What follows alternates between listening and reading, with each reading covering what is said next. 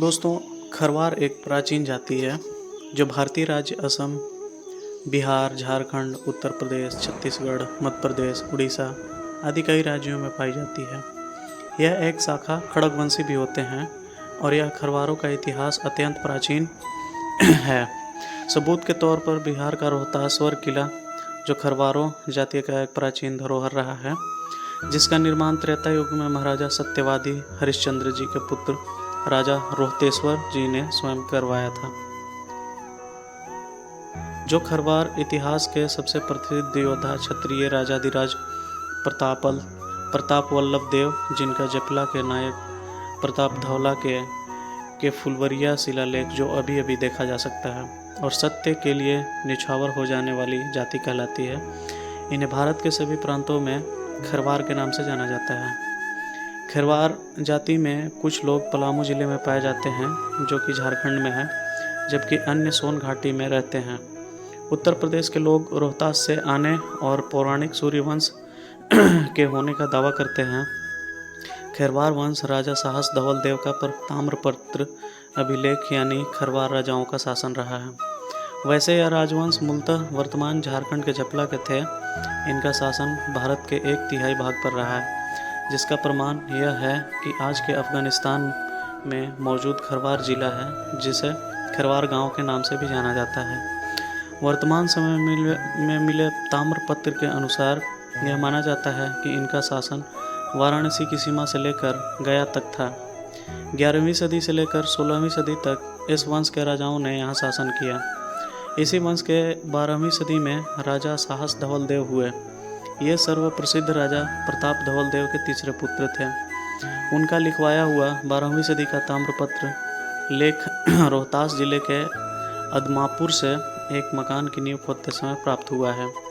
यह ताम्रपत्र महान प्रीति साहस धवल देव का है। इसकी भाषा संस्कृत तथा लिपि प्रारंभिक नागरी है। अभिलेख 34 पंक्तियों का है, जो ताम्रपत्र के दोनों ओर लिखा गया है। ऊपर हत्थे पर साहस धवल देव का नाम है। इससे स्पष्ट है कि इसे स्वयं राजा के द्वारा लिखवाया गया है। साहस धवल देव का कोई भी अभिलेख पहली बार प्राप्त हुआ है। इसमें भी प्रताप धवल देव के बाद राजवंशावली में साहस धवल देव का नाम है। यह ताम्रपत्र एक दान पत्र है जो एक मंदिर को दिया गया है। मंदिर अम्बड़ा ग्राम में था, जिसका वर्तमान नाम अदमापुर हो गया है। ताम्रपत्र लेख विक्रम संवत 1241 का है। लेख के अनुसार अम्बड़ा ग्राम में महाराज की जो भूमि पड़ी है, उसे वे निवेश्व महादेव को दान दे रहे हैं। इस ताम्रपत्र से 700 वर्ष पहले यहाँ की बसावटें व खरवारों की संस्कृति तथा आर्थिक स्थिति समझने में मदद मिलेगी। रोहतास के सांस्कृतिक एवं ऐतिहासिक महत्व पर शोध कार्य कर चुके इतिहासकार डॉक्टर श्याम सुंदर तिवारी का कहना है कि प्रताप धवल देव के पहले और दूसरे शिलालेखों तुतला और फुलवरिया से भी पता चलता है कि उनके प्रथम पुत्र शत्रुधन और द्वितीय पुत्र वीरधन के बाद साहस धवल देव थे। बाद के शिलालेखों और ताम्रपत्र लेखों में साहस धवल देव का ही उल्लेख मिलता है। साहस धवल देव के दूसरे पुत्र इंद्र धवल देव का ताम्रपत्र नौनेर औरंगाबाद जिले से प्राप्त हुआ था। उनके पहले पुत्र विक्रम धवल देव ने बांदू में एक शिलालेख लिखवाया था।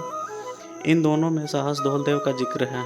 वर्तमान ताम्रपत्र लेख रोहतास जिले के अदमापुर से एक मकान की नींव खोदते समय प्राप्त हुआ है। बड़ी मशक्कत के बाद इसे पढ़ने में सफलता पाई गई। यह ताम्रपत्र महान प्रीति साहस धवल देव का है। इसकी भाषा संस्कृत तथा लिपि प्रारंभिक है। अभिलेख 34 पंक्तियों का है, जो ताम्रपत्र के दोनों ओर लिखा गया है। ऊपर हत्थे पर साहस धवल देव का नाम है। इससे स्पष्ट है कि इसे स्वयं राजा के द्वारा लिखवाया गया था। साहस धवल देव का कोई भी अभिलेख पहली बार प्राप्त हुआ है। इसमें भी प्रताप धवल देव के बाद राजवंशावली में साहस धवल देव का नाम है। इसे मंदिर का धूप दीप और नैवेद्य के लिए भंडार भरा रहेगा। दान मंत्र अनुष्ठान के साथ दिया गया है। इस अवसर पर राजा के परिवार के सदस्यों और उनके अधिकारियों सहित सैकड़ों लोग मौजूद थे।